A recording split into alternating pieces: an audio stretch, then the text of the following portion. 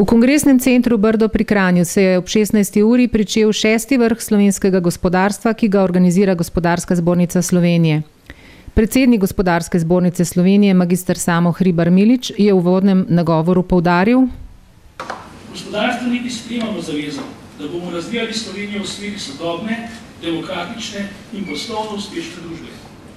To bomo delali na družbeno odgovoren in etično pošten način.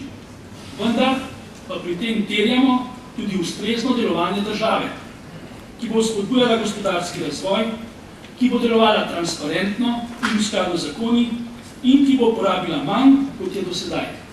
Tako da bomo lahko rekli, da v Sloveniji živimo v skladu s svojimi možnostmi in da ustvarjamo tudi prave pogoje za razvoj. Mislimo, da je čas, da tudi politiki in socialni partnerji stopimo skupaj in skupaj pripravimo skupno zavezo državljanov in državljank Slovenije za boljšo prihodnost. Ker ima Slovenija prihodnost le kot gospodarsko uspešna država. Zato morajo odgovori na gospodarska vprašanja dobiti prioritete v političnih programih, gospodarski razvoj, racionalno poslovanje države, reforme in vladavina prava pa morajo postati ključne teme v vzpostavljanju nove razvojno perspektive Slovenije. Hvala lepa.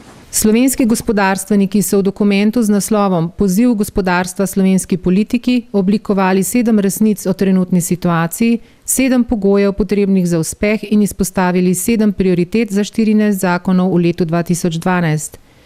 Na današnjem vrhu so jih predstavnikom gospodarstva in političnih strank ter drugih pomembnih družbenih inštitucij ter socialnih partnerjev predstavili članice in člani predsedstva Gospodarske zbornice Slovenije. Uvodnemu sporočilu članov predsedstva Gospodarske zbornice je sledila razprava udeležencev.